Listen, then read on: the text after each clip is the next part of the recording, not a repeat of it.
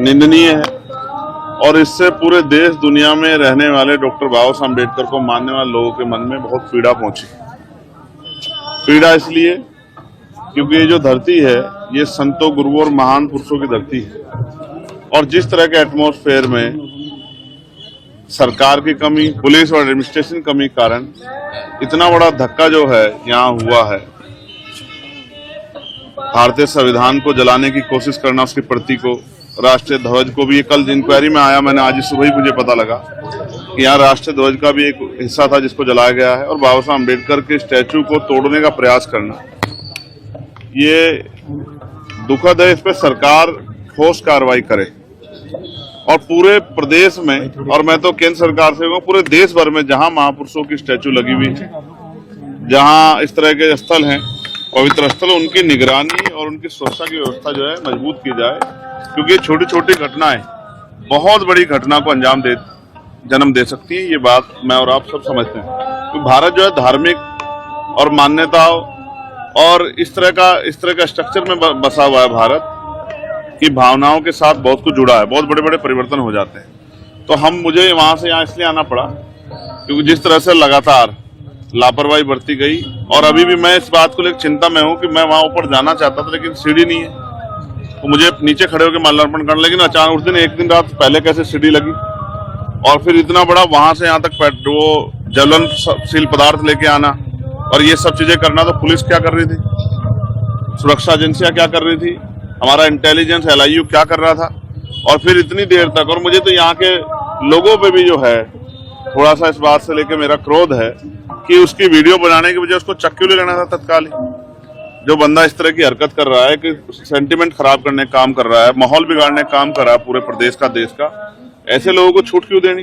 तो उस पर सख्त से सख्त कार्रवाई हो, उस पर NSA लगाया जाए, क्योंकि राष्ट्रीय ध्वज का अपमान करना है, संविधान का अपमान करना है, देशद्रोह है। तो देशद्रोह की धाराओं में उसको ऊपर बढ़ाई जाए और उसके पीछे की पूरी इंक्वायरी जो है उसकी इतनी निष्पक्ष हो कि ये पता लगे उसके पीछे कौन है। क्योंकि ऐसा भी लगता है कि यहाँ का माहौल बिगाड़ने के लिए जो भाईचारा यहाँ बना हुआ है, उस भाईचारे को तोड़ने के लिए भी ये किया गया है। जैसे कोई बता रहा है कि उसका ब्रेन वहां वॉश हुआ, कहीं भी वॉश हुआ हो, ब्रेन वॉश करने का मतलब अगर कोई भी अपराध करेगा तो अपराधी के साथ तो अपराधी जैसा ही सलूक होगा, उस पर सख्त कार्रवाई हो कि दोबारा कोई ऐसी घटना ना करे। ये हमारे मन में चिंता है। मैं यहाँ की सरकार से मांग करता हूँ कि धार्मिक स्थलों की सुरक्षा सुनिश्चित करे सभी धर्मों के।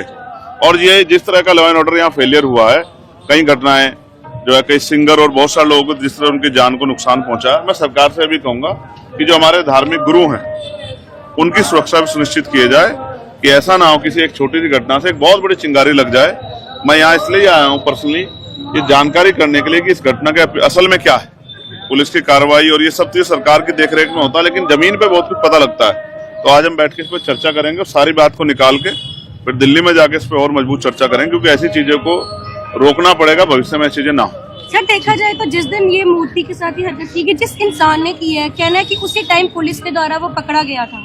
तो आपको क्या लगता है कि अभी तक उसको कोई भी सजा क्यों नहीं मिली? नहीं, सजा तो कोर्ट देता है, पुलिस सजा नहीं दे सकती। लेकिन मैं आपसे स्पष्ट करूं कि अभी उसमें कार्रवाई और होनी चाहिए। जो लोगों की मांग है, क्योंकि लोगों में गुस्सा है, लोग उबल रहे हैं, लोगों के मन में इससे पीड़ा पैदा हो रही है। तो पूरे प्रदेश को और देश से मेरे पास लाखों मैसेज है। फिर ये पार्लियामेंट के समय मुझे इसलिए आना पड़ा क्योंकि लाखों मैसेज, सबकी इच्छा थी कि आप जाके देखें, क्योंकि पंजाब जो है ये किसान मजदूर एकता का, शक्ति का स्रोत रहा है। और यहाँ से अगर इस तरह की चीजें हो रही है, वो भी फिर हमारे तीरथ हरमिंदर साहिब के पास अगर इस तरह से हो रहा है, तो ये फिर ये इसके पीछे भी कौन है, उनको उसकी जानना, उसकी फेर जांच हो, इसकी मांग भी सरकार से होनी चाहिए। मैं सरकार को मेमोरेंडम भी एक दूंगा कि वो इसकी निष्पक्ष जांच कराए और तह तक जाने का प्रयास करे कि अचानक से एक व्यक्ति जो अपने परिवार से दूर रहता था और उसने इतनी बड़ी घटना को अंजाम क्यों दिया। और जैसा ये भी बताया गया कि कहीं पे वो जो हमारा तिरंगा है देश के सामने, उसको कहीं वो जलाना चाहता था और कहीं पे भी, तो इसका मतलब वो एक बहुत बड़ी साजिश कर रहा है। उसके पीछे जो लोग हैं उनका पर्दाफाश होना चाहिए, उनको भी सजा मिलनी चाहिए। ठीक है।